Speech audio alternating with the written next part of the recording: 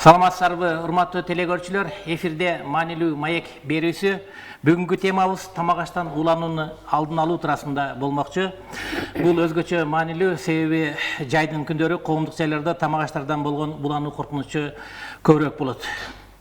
Буга эмне себеп экенин жана алдын алуу иштери туурасында бизге Баткен райондор аралык оорулардын алдын алуу жана мамлекеттик санепид көзөмөл борборунун башкы дарыгери Кошбаева Асель Базарбаевна жана ошондой эле Баткен райондук ветеринардык башкармалыгынын башчысы Таштанов Эркин Мусаевич маалымат бермекчи.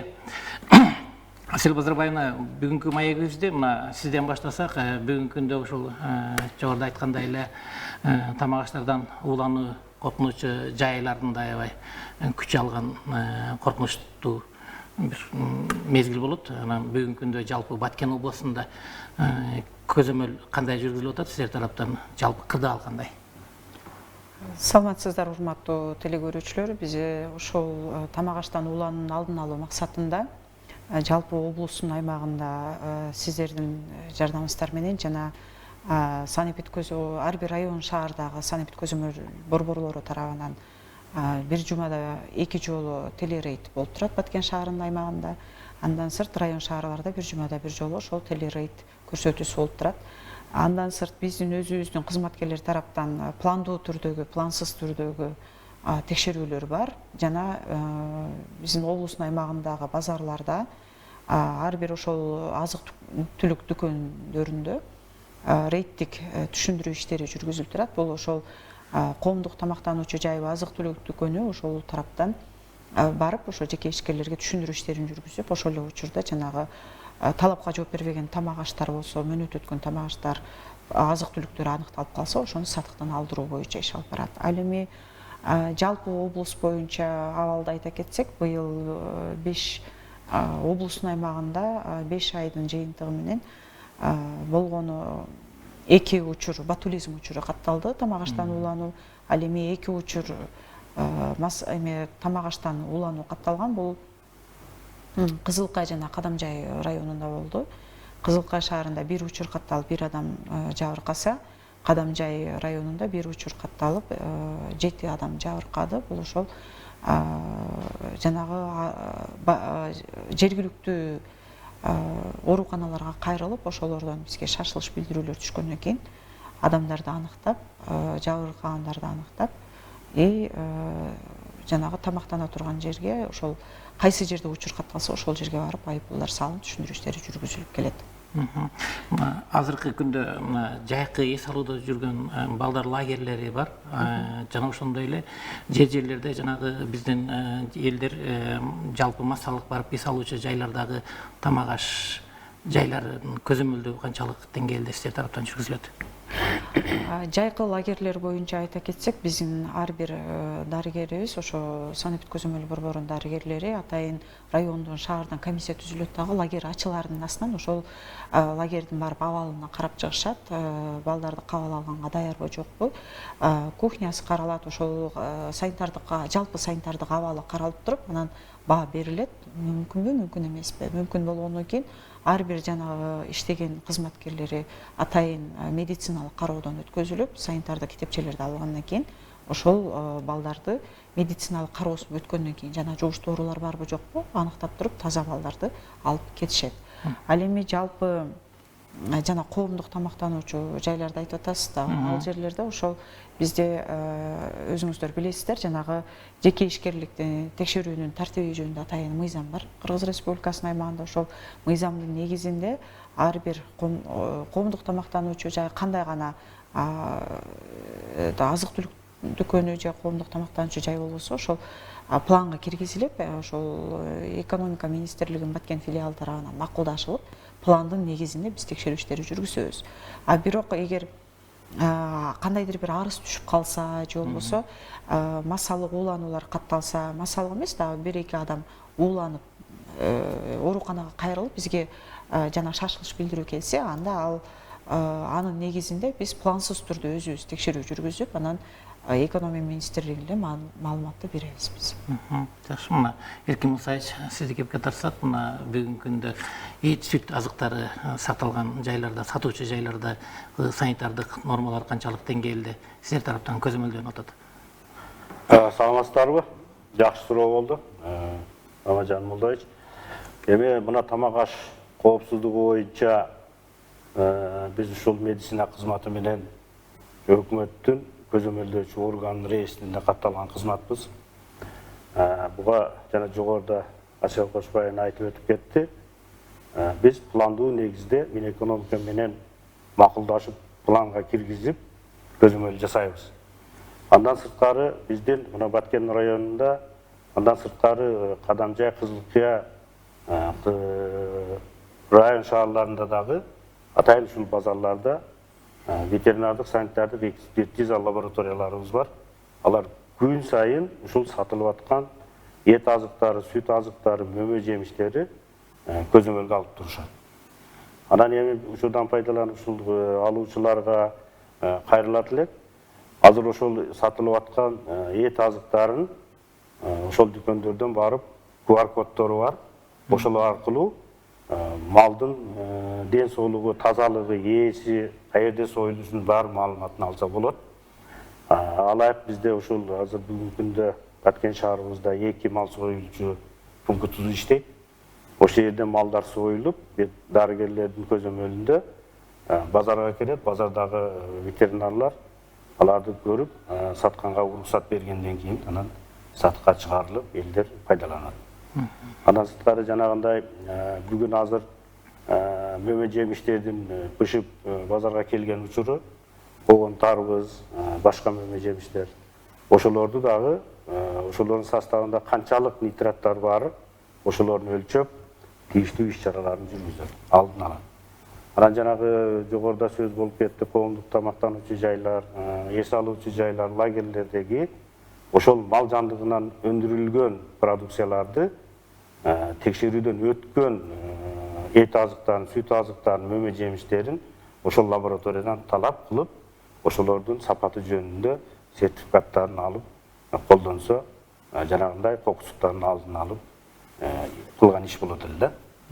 Бүгүнкү күндө дагы ушул иш-чаралар күнүмдүк иш-чарага айланган көзөмөл жүргүзүлүп турат. Жакшы экен, мына азыр силер айтып аткан тамак аштан ууланууда, алдын алууда эң негизгиси бул тамак аштарды сактоо эрежелеринин дагы сакталышы абдан маанилүү экен. Бүгүнкү күндө ошол сатуучу жайлардагы түзүлгөн шарттар, мисалы музаткычтардын коюлушу, ушулар дагы силер тараптан көзөмөлгө алынып, жоопкерчиликтер суралып турабы ушул боюнча? Сөзсүз түрдө ар бир планга киргизилген объект ошо пландуу түрдө текшерүү болгондо комплекстүү түрдө текшерилет. Ал жерде ошол объектке киргенден баштап кандай сакталат, жалпы санитардык абалы кандай, ошонун бүт баарына көңүл бурулат. Бирок сиз туура белгилеп кеттиңиз, ошол тамак ашта уулануунан биринчи алдын алуу жолу бул тамакты туура сактоо керек.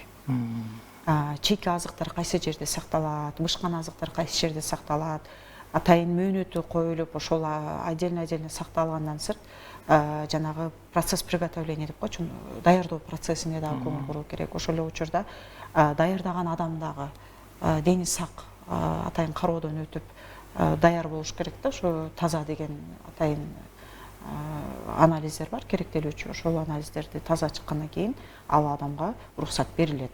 Ошол эле адам окутулат, тамакты кандай сакталышы керек, кандай туура сакталыш керек, кандай жолдо жанагы санитардык китепчелерди алып атканда кайсы учурда кантип сакталыш керек, бүт баарына биздин сотрудниктер окутат. Андан сырт ошол жанагы бышкан тамак кандай сакталат андан кийин. Тамак сакталгандан кийин ал тамактарды канча саатка сакташ керек, ошолорду үлгү алынат, бүт баардыгына окутулуп, атайын коомдук тамактануучу жайга келген санитардык китепче алгандарды биз тараптан окутулуп көрсөтүлүп турат. Ошолор баары. Жакшы, мына азыр жогоруда айттыңыз, биздеги облустун аймагында ботулизм боюнча 2 факт катталды деп. Азыр эми мына жайдын күнү ар бир жарандардын үйүндө өзүнчө жанагы жашылчаларды консервациялоо иштери башталат. Бул дагы ушул жанагы ботулизмди алдын алууда сиздин кеп кеңешиңиз өтө маанилүү да. Ушул жерде дагы бир айтып өтсөңүз. Ботулизм бул ошол причинасы эле жанагы үй шартында даярдалган консерва продукциялары болот да. Бул ошол жайында сиз белгилеп өттүңүз. Ар кандай үй шартында консерва жабылып баштайт. Көбүнчө ошол жанагы туздалган бадыраң, помидор, ошолордон отравление көп болот. Ошол биздин облуста 2 учур катталды. Бул Кызылка жана Кадамжай шаарларында катталды. Биз эмнени сунуштайбыз? Бул үй шартында эч качан консерваны жаппашыбыз керек. Себеби биз туура эмес жаап алабыз. Жуу туура эмес жуабыз, же болбосо стерилизацияны туура эмес кылабыз. Ошон үчүн ботулизм ошондо пайда болот да. Бул ошол ботулизмдин козгогуч таякчалары жабык абасы жок жерге киргенден кийин өзү ойгонуп жанагы токсиндерин бөлүп чыгарат дагы. Ошол токсин адамга аябай зыян болуп, ботулизм сыртынан карасаң банка билинбейт. Ал отравление мындай ошол ботулизмдин козгогучтары барбы жокпу билинбейт. Но жеп бүткөндөн кийин определенный ал концентрациядан эме көз каранды да. Көп концентрация кирген болсо бат пайда болот, осложнениясы көбүрөөк болот. Жана осложнениясы өлүм учуруна чейин алып келет. Ошон үчүн биз үй шартында эч качан эмени жана банкаларды жапкан биз уруксат бербейбиз, сунуштабайбыз. Ботулизмдин айыктырышы дагы кыйын. Дарыланып бүткөндөн кийин дагы өзүнүн кээ бир баягы оорунун осложнениясы деп коет, жанагы птоз деп коет, ар кандай нервтин эмелерине кылып коюшу мүмкүн, же паралич кылып коюшу мүмкүн, же адамдын голосу эме болуп калышы мүмкүн. Ошондой осложнениясы аябай тяжелый. Кээ бирде мындай жаш балдар көбүрөөк катталып калган учурда, только жаш балдар, даже чоңдор деле көбүрөөк концентрация болсо өлүм учуру менен аяктаган учурлар да бар да. Бирок бизде быйыл андай учур катталган жок. Адамдар ушу больницага кайрылгандан кийин эле жанагы противоботулинический сывороткалар деп коет, ошолорду алып врачтар берип, аныкта ботулизмге шектүү болгондон кийин сразу беришип, биздин эмелер жарандарды алып калышкан. Негизи эле тамак аштан уулануу адам организми үчүн абдан кооптуу, коркунучтуу экендигини дайым эле мына байкап жүрөбүз. Көп эсе ошо тамак аштан ууланган учурда өлүмгө чейин алып барары дагы. Бул ошончолук эле адам организмине абдан коркунучтуу. Ушул коркунучу жөнүндө дагы кыска айтып кетсеңиз. Баардык эле тамак аш өзү негизи организмге кооптуу болот. Бул биринчи орунда ботулизмди мен жогоруда айтып кеттим. Андан сырт мындай тамак аштан уулануулар мисалы көп катталып атат. Бул азыр Кыргызстанда массовый отравление көп болуп атпайбы? Бишкек, Таластарда, жанагындай тест татымдарда көп болуп атат. Отравление болгондон кийин ошол 4 саат же болбосо 3 саат, 3-4 сааттан кийин өзүнүн атайын симптомдору пайда болот. Бул кус башташы мүмкүн, ич өткөк пайда болушу мүмкүн. Ошол эле учурда баш айланып, алсыроо пайда болот. Же болбосо 12 сааттан кийин пайда болгон учурлар дагы бар уулануудан. Бирок ошондой жаш балдар көбүнчө көп эме болуп калат. Бизде 2022 жылы аябай массалык турда 243 адам менен уулануу катталып, көпчүлүк учуру больницада жатып дарыланышты да. Бул эң кооптуусу эле жанагы ич өткөн көбүрөөк мындай эмес болуп калса, адам обезвоживание деп коет, жанагы алсырап, аябай адам алсырайт дагы. Бул организмге жанагы өлүм учуруна чейин алып барат. Эгер эме болуп калса, кары картаңдар болуп калса, же болбосо көбүрөөк ич өткөн болсо, же болбосо ошол эле учурда башка бактериалдык инфекциялар кошулуп калышы мүмкүн. Пневмония деп ошентип 2-3 инфекция кошулгандан кийин уже өлүм учуруна чейин алып келет. Анан дагы Асель Кызырбаевна өтө маанилүү маселе. Бүгүнкү күндө дүкөндөрдө жанагы сактоо мөөнөтү өтүп кеткен азык түлүктөрдүн болуп калган учурлары кездешет да. Анан бул боюнча сиздер тыгымсыз иш жүргүзүп келесиздер, бирок ошол кезде дагы канчалык бүгүнкү күндө бул маселе өзгөчө маанилүү экендигини дагы бир айтып өтсөңүз. Бул көзөмөл кандай жүргүзүлүп атат сиздер тараптан ушул мөөнөтү өтүп кеткен азыктарды дүкөндөрдө сатыктан алып таштоо боюнча? Мен жогоруда айтып кеттим, телерейдтин негизинде жанагы мөөнөт өткөн тамак аштарды биз сатыктан алып коебуз сөзсүз түрдө. Ошол эле учурда коомдук тамактануучу жайларга барганда деле ушундай полуфабрикат андан бүт бардык сактоо мөөнөтү өтсө, если аны даярдоо процессине полностью сымать эттеребиз. Бирок ошол учурларда жанагы жеке ишкерлер адамдын ден соолугуна кайдыгер карабаш керек да. Себеби ал мисалы бир дүкөн болсо, мөөнөт өткөндө өзүнүн кызыкчылыгы үчүн сатып аткан болсо, мөөнөтүнө карабай туруп, ал жакта бир эле үй бүлө колдонушу мүмкүн. Бир үй бүлөдө минимум 5-6 адамдын ден соолугуна кооптуу нерсени сатып атат. Биз мөөнөт өткөн продукцияларды аныктап, аны сатыктан алдыртып коебуз.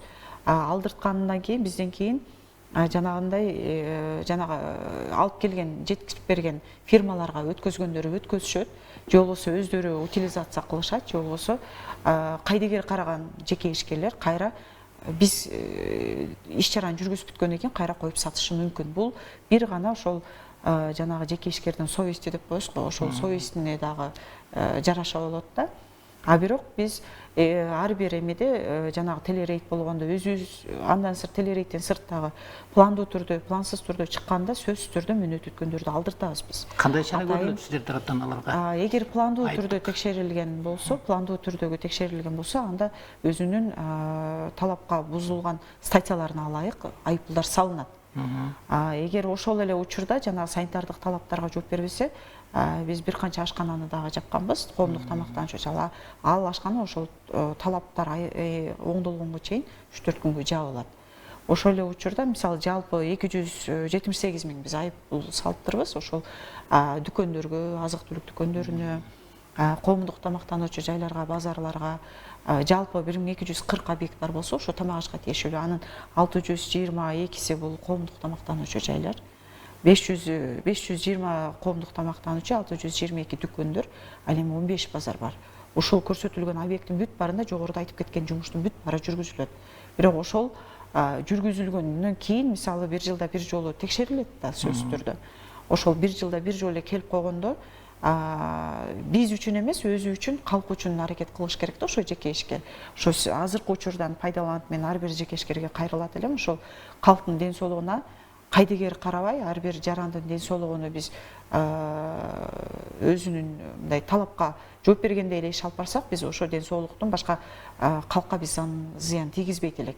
Бул ошол туура тамакта, туура сакташыбыз керек, туура бардыгынын мөөнөтүнө карап турушубуз керек, туура санитардык китепчелерди өз убагында өтүп турушубуз керек, биз алып турушубуз керек. Ошол эле учурда жанагы фирмалардан алган продукциялар бар да, ошолорду жеткизип бергенде биз атайын келишимдин негизинде иш алып барышыбыз керек да. Себеби могу мөөнөт өткөндө сен алып кетесиң, кайра алып келесиң. Болбосо сен мөөнөтү өткөн продукцияларды алып келбешиң керек, же болбосо чыгарылган датасы, канча күндүк срок, ошолорду так биз келишимге түзсөк, ошондо жакшы иш жүрмөк. Бирок көбүнчө биз текшерген учурда жанагындай келишимдер жок болуп калат дагы. Мөөнөт өткөн продукцияларды биз сатыктан алдырганда өздөрү ушерпке учурап калышы мүмкүн да. Демек сатуучулар өздөрү да талап кое билиш керек экен. Бүт бардыгы ошо сатуучунан зависит этет. Биз барып айыппулду салабыз, эми жеке ишкерге айыппулду салгандан кийин төлөп коюп деле ал жумушту кыла бериши мүмкүн да.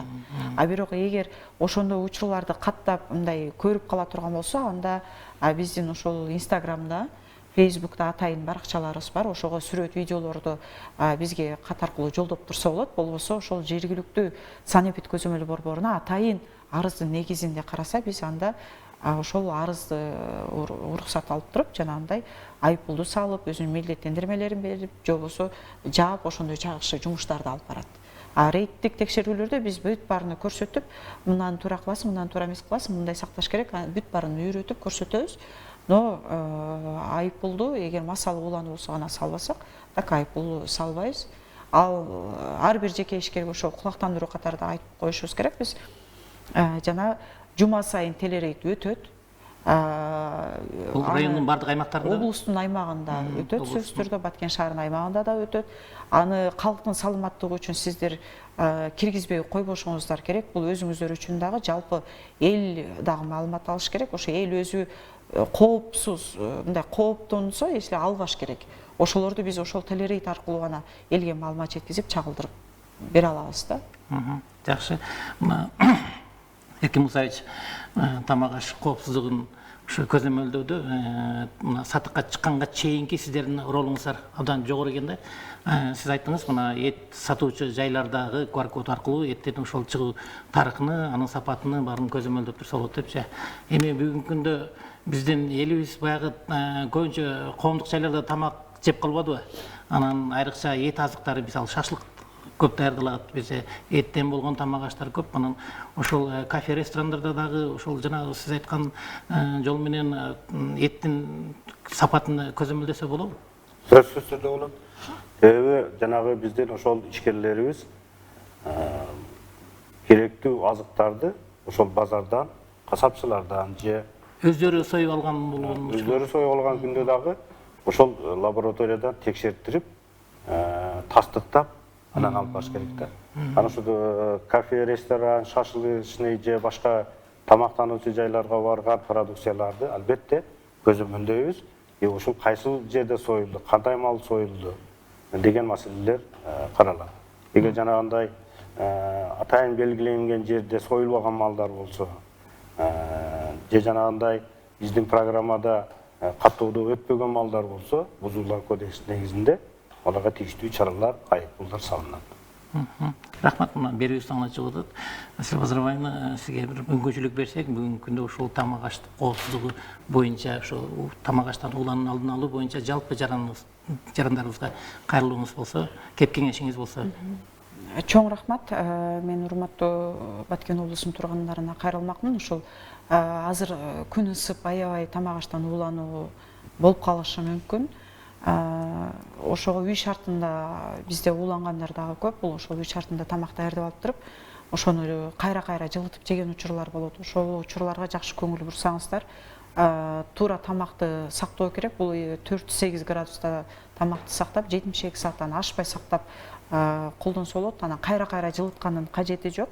Андан кийин жеке ишкерлерге кайрылат элем. Ошол ар бир продукцияны, азык-түлүктү сатып атканда ошолорго сиздер тараптан көңүлдү бөлгүм келет. Алардын сакталышына чыгарган кайсы жеке ишкер чыгарып атат, кандай шартта чыгарып атат, ошолорду бүт баарын көңүл буруп туруп, анан өзүңүздөр кабыл алып, андан кийин сатыкка чыгарсаңыздар. Ошол эле учурда жанагы коомдук тамактануучу жайдын ээлерин айтат элем. Ошол ар бир санитардык талаптарга жооп бере тургандай, ар бир жеке ишкерлерге биз милдеттендирмелерди өзүбүздүн сунушубузду бир жылда 2 жолу берип келебиз.